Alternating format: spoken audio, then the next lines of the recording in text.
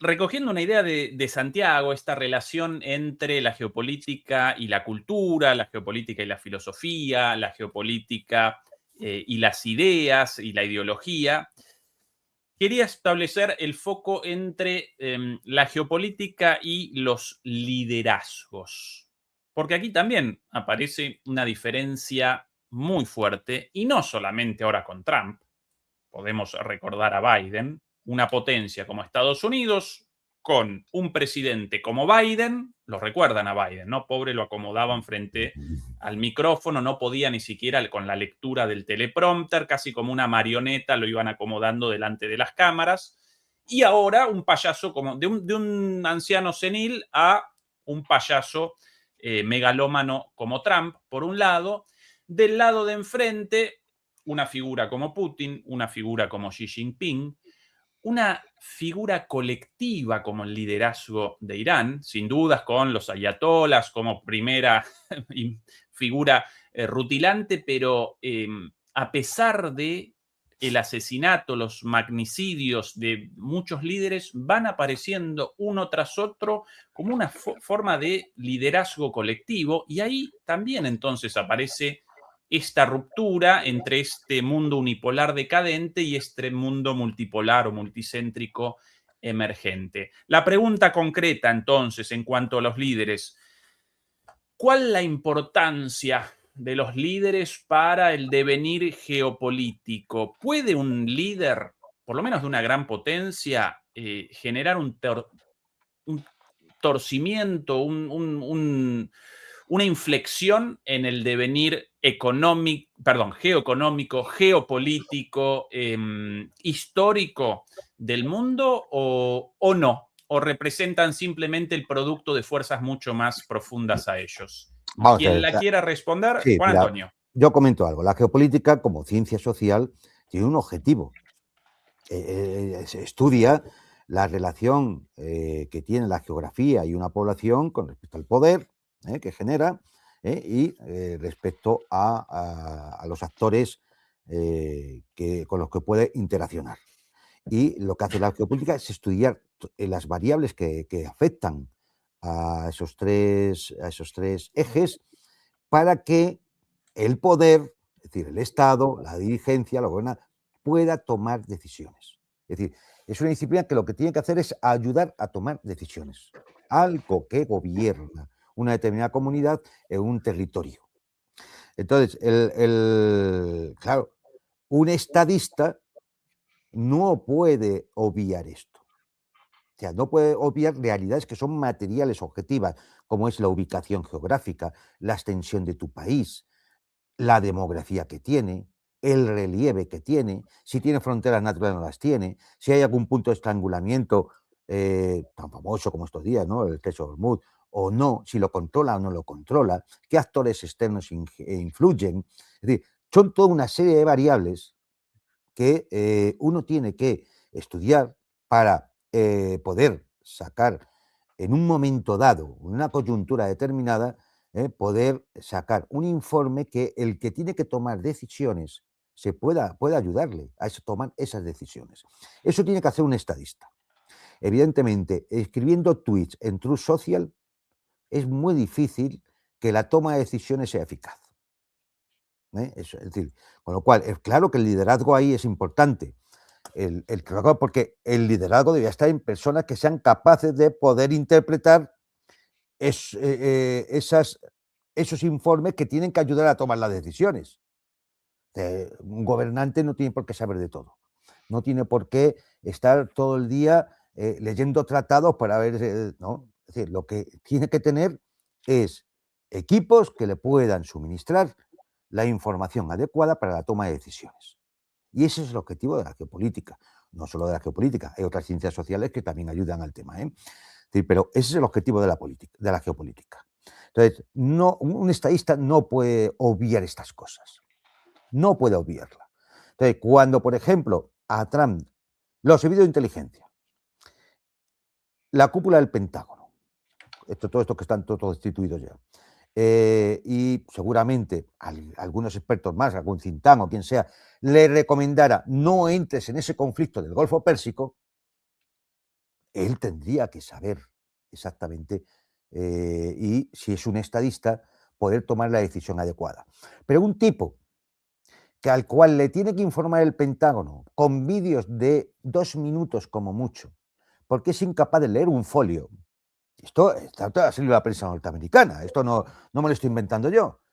Es evidente que no puede ser un buen estadista.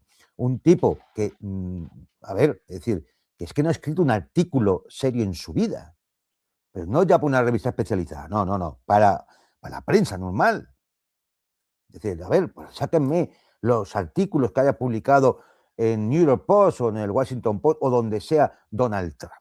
Y que sean artículos de fondo, donde se vea un proyecto, una estrategia, una visión política de algo. No hay. Solo hay tweets en True Social. Entonces, eso no es decir, claro, tú esto lo pones en comparación con otros líderes mundiales.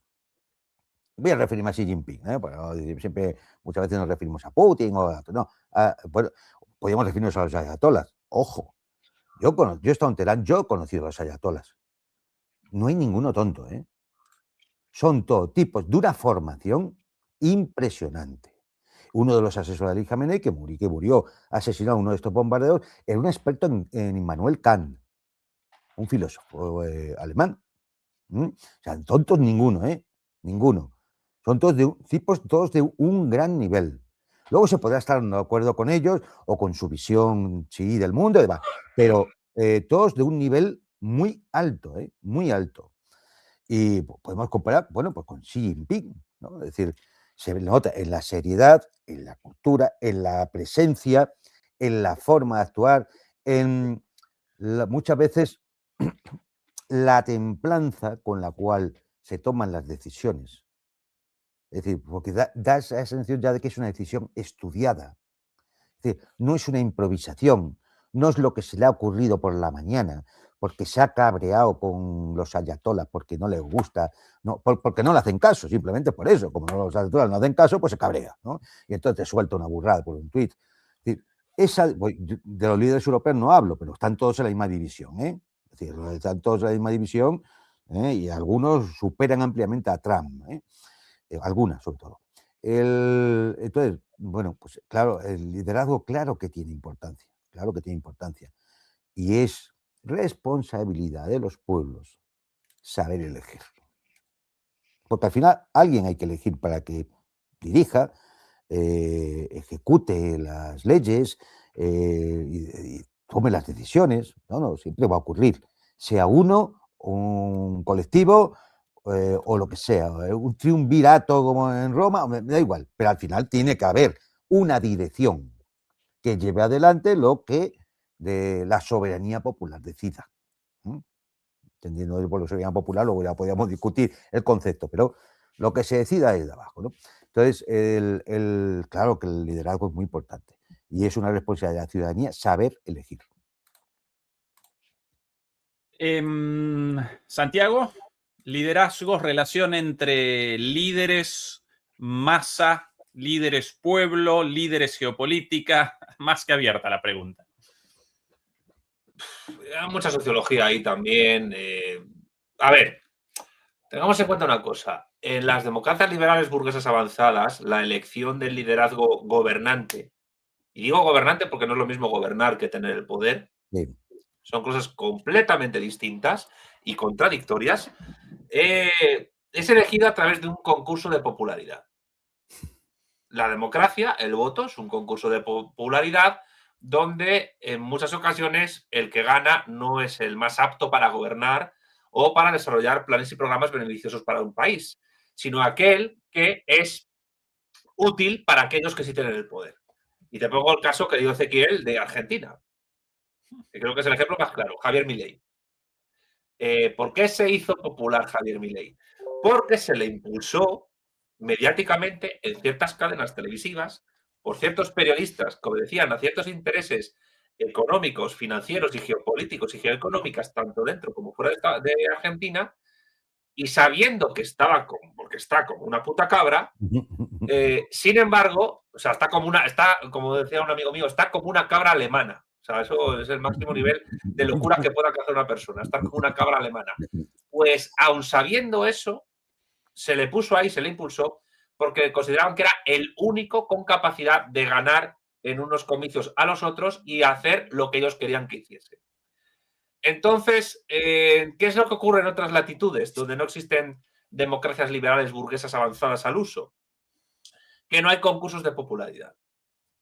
Que lo que hay es meritocracia y jerarquía con poder. La ley de hierro de la oligarquía de Robert Michels es inevitable. Pero yo creo que lo que sí es evitable o corregible o dirigible son los procesos de selección de esa jerarquía o esa oligarquía. Es decir, oligarquía en el sentido no peyorativo del peronismo, sino en el sentido pues, aristotélico, si se quiere, ¿no?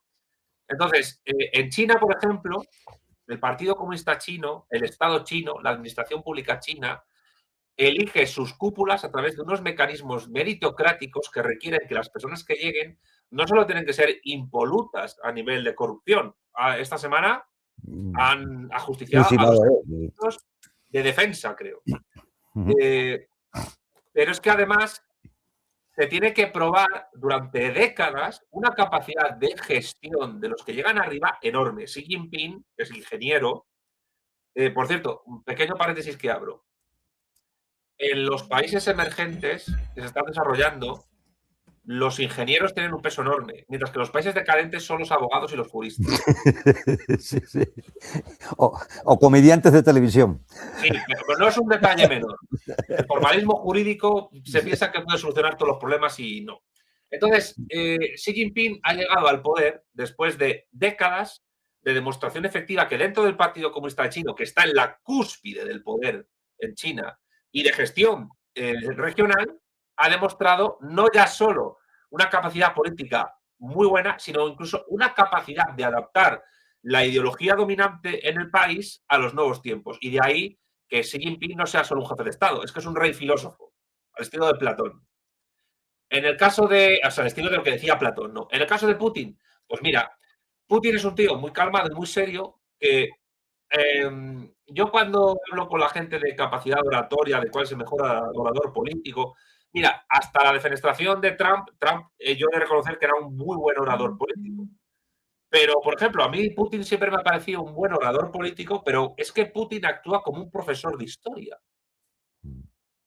Los mítines y las alocuciones y las ruedas de prensa de Putin siempre van acompañadas de explicaciones de historia de Rusia, de historia del mundo, de antropología, de sociología, de realpolitik.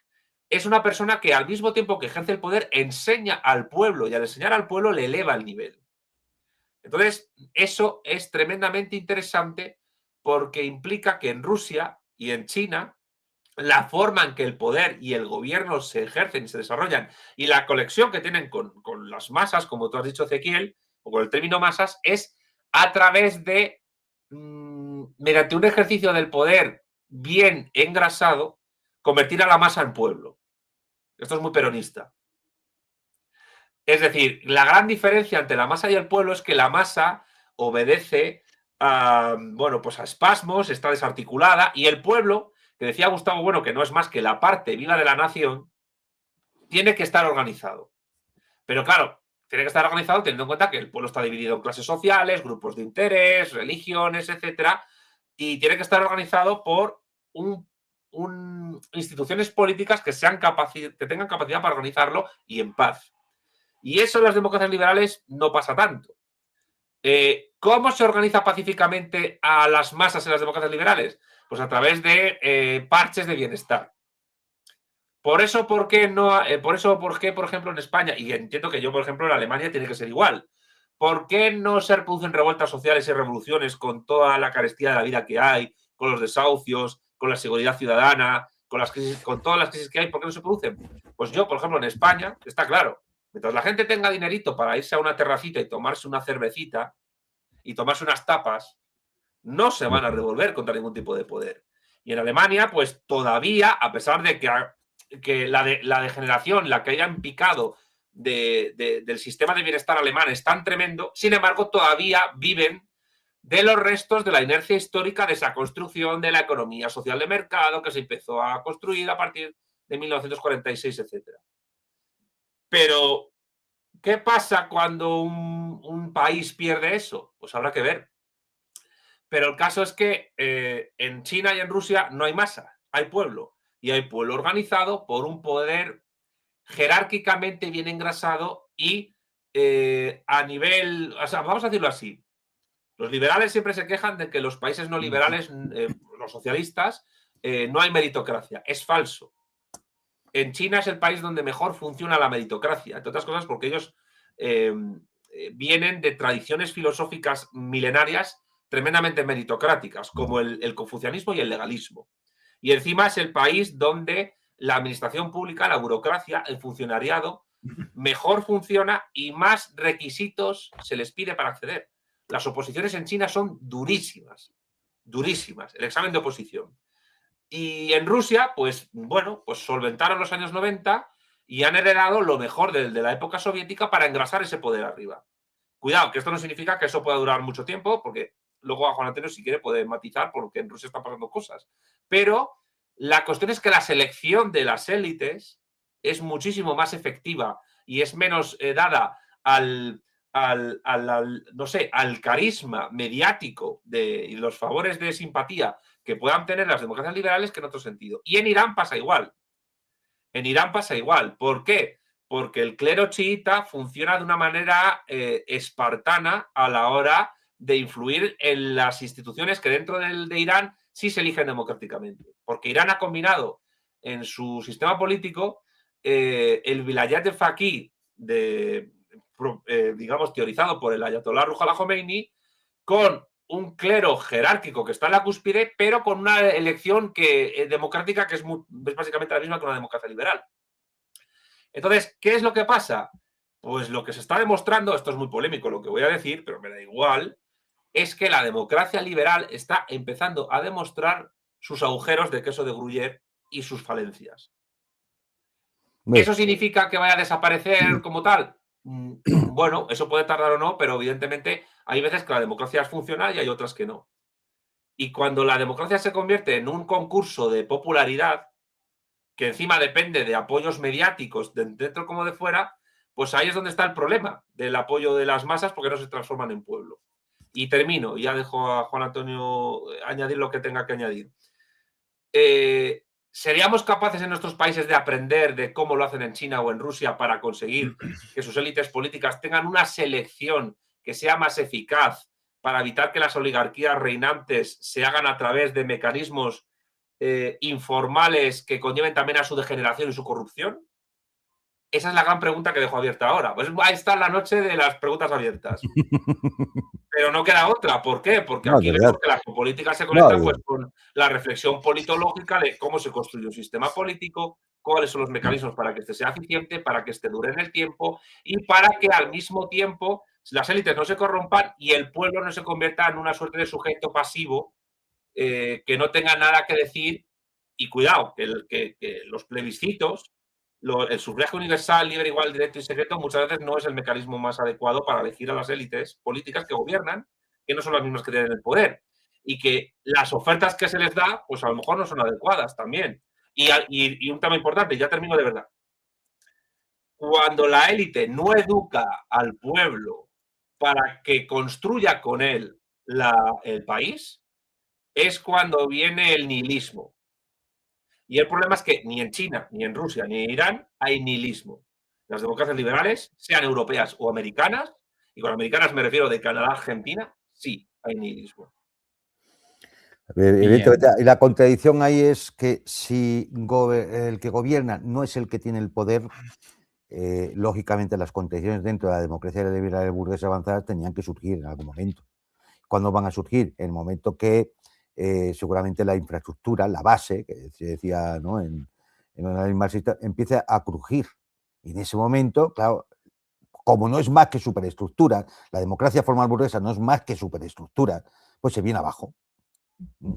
O simplemente las élites ponen a individuos a los que pueden perfectamente manipular. No van a gobernar.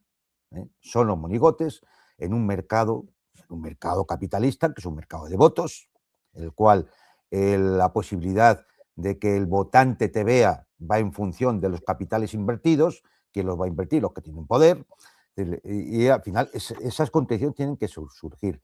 Por eso, efectivamente, el que gobierna no tiene el poder, pues entonces mal vamos. Es que la democracia ahí se encuentra vacía en el fondo. En el fondo es una cáscara, claro, nada más.